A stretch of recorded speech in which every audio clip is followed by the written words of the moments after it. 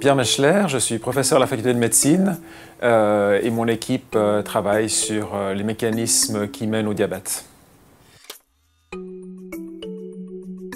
Alors la recherche, c'est définitivement un travail d'équipe, même si on passe du temps à lire des fois seul ou à écrire seul, mais c'est forcément un échange continu avec son équipe, avec ses collègues proches et avec ses collègues internationaux.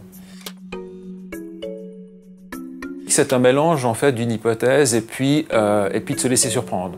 Je dis parfois, c'est comme si vous allez aux champignons, vous avez vos coins, il faut avoir aussi l'instinct, il faut observer, il faut aller au bon endroit, au bon moment.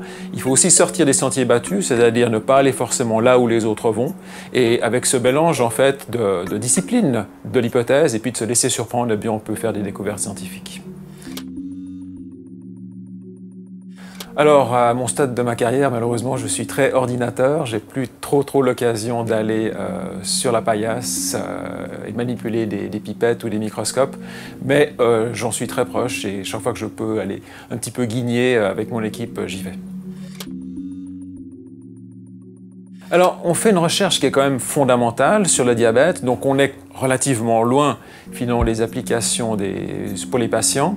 Et malgré tout, on a quand même au quotidien cette idée que peut-être ça peut servir pour peut-être des traitements, mais surtout pour de la prévention du diabète. Mais évidemment, on doit rester humble quand on fait de la recherche fondamentale et on sait que l'impact n'est pas immédiat, mais il reste en filigrane. Alors, l'instrument de mesure à mon quotidien, c'est l'ordinateur. Maintenant, évidemment, que toutes nos analyses sont faites par des instruments qui sont dédiés, qui ont des spécificités. Et là, on change en fait d'appareil en fonction de la recherche. Ça, c'est la recherche qui va nous dire quel instrument sera l'instrument star du moment. Ça peut être une fois un microscope ou une fois une analyse diverse, mais ça dépend évidemment de l'état de la recherche.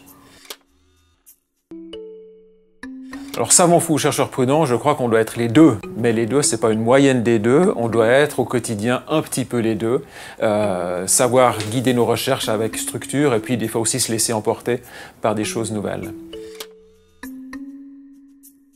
Alors des très beaux échanges qu'on a, c'est souvent avec des personnes diabétiques et souvent elles nous disent mais on est vraiment intéressé de voir les aspects positifs en fait de cette maladie dans le sens évidemment qu'on n'est pas heureux de souffrir de cette maladie, mais il y a des choses positives avec des gens qui s'intéressent et qui recherchent des mécanismes. Et c'est pour ces patients quelque chose qui est vraiment motivant de voir qu'il y a des équipes qui sont vraiment au travail pour découvrir ces mécanismes et peut-être changer leur vie dans le futur.